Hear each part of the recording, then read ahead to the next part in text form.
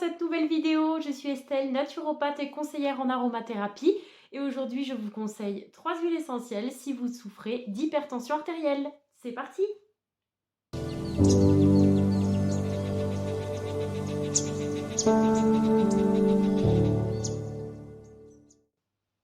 Je vous invite dès maintenant à vous abonner à ma chaîne si vous souhaitez plus de vidéos en aromathérapie et en naturopathie.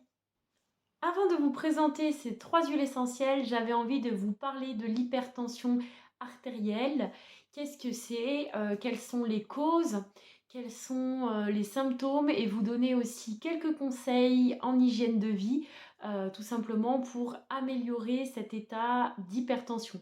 Il faut savoir que tous mes conseils, bien sûr, ne remplacent en aucun cas vos traitements médicamenteux. Il est d'ailleurs strictement déconseillé d'arrêter vos traitements sans l'avis de votre médecin. Donc mes conseils ne sont vraiment qu'une valeur ajoutée à vos traitements si vous en avez.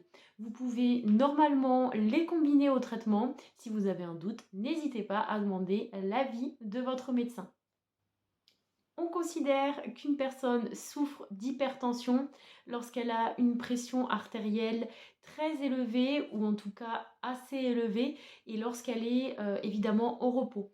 C'est totalement normal d'avoir une pression artérielle élevée lorsque l'on fait de l'exercice. Il y a aussi certains produits que l'on consomme qui font monter la tension. Cependant, pour pouvoir diagnostiquer de l'hypertension artérielle, il faut mesurer sur plusieurs moments dans la journée.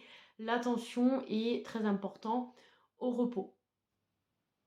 Les symptômes de l'hypertension, des vertiges, des maux de tête, un essoufflement, une fatigue, en cause un mauvais métabolisme, la sédentarité, la grossesse, le surmenage et le stress également. Le surpoids aussi est une des causes de l'hypertension artérielle et je voulais vraiment insister aujourd'hui sur la sédentarité qui fragilise en fait tous les organes du corps et en particulier le muscle cardiaque. C'est pourquoi c'est très important d'avoir une activité modérée ou soutenue pour faire travailler tout simplement tous les muscles, dont le cœur qui est l'organe maître de la tension artérielle. L'huile essentielle de référence pour pallier à cette hypertension artérielle, c'est l'huile essentielle d'ylang-ylang. Donc c'est une huile essentielle anti-hypertensive qui permet aussi de calmer le système nerveux, donc très intéressant lorsque l'hypertension est associée au stress.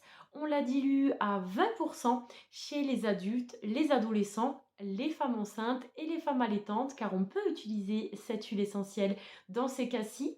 Donc ça correspond à 40 gouttes dans un flacon de 10 ml et on rajoute de l'huile végétale. On masse ensuite au niveau du plexus et de la voûte plantaire. Cette huile essentielle est contre-indiquée chez les femmes enceintes de moins de 3 mois, chez les nourrissons et les enfants de moins de 6 ans. C'est une huile essentielle qui est assez irritante pour la peau, donc bien la diluer, c'est important. Et c'est une huile essentielle qu'on n'utilise pas en diffusion. On peut également l'utiliser chez les enfants, même si c'est très rare d'avoir un enfant hyper tendu. Dans ce cas, on diluera l'huile essentielle à 10%, donc 20 gouttes dans un flacon de 10 ml, toujours en dilution dans une huile végétale. La deuxième huile essentielle, c'est l'huile essentielle de marjolaine à coquille. On l'utilise en dilution à 50% pour les adultes et les adolescents. Donc 100 gouttes dans un flacon de 10 ml. Chez les personnes qui sont neurologiquement atteintes, Parkinson, Alzheimer, migraine, épilepsie sous traitement neuroleptique, toutes les personnes sous traitement neuroleptique. On peut l'utiliser également, mais en dilution à 30%. Donc on utilisera 60 gouttes dans un flacon de 10 ml.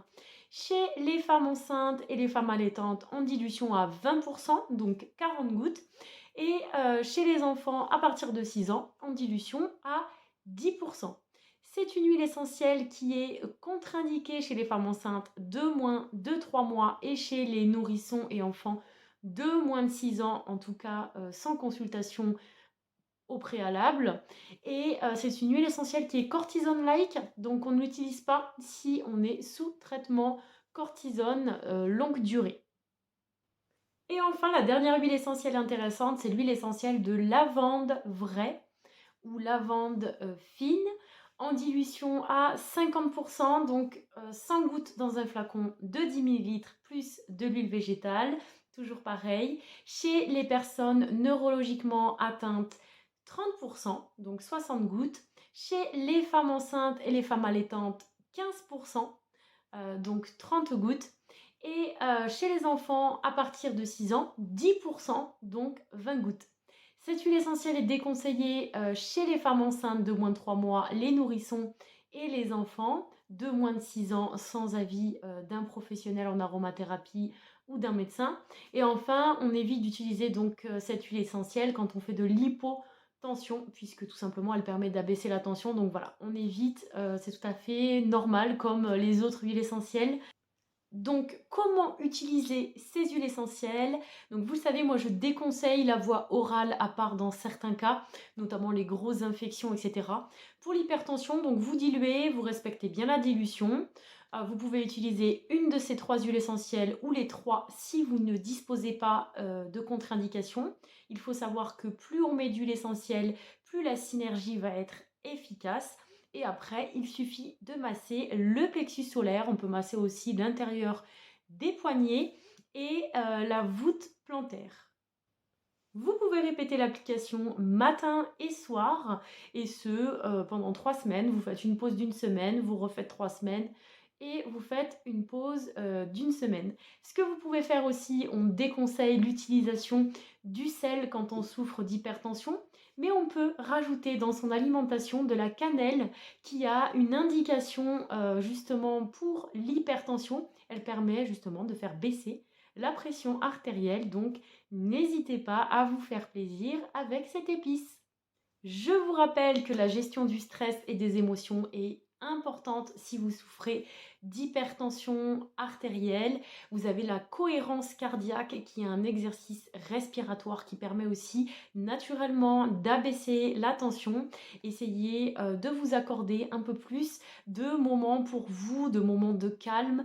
Pour lâcher prise, c'est très important. Et puis, n'hésitez pas à vous bouger pour solliciter le muscle cardiaque qui souvent est un peu faiblard quand on souffre d'hypertension artérielle.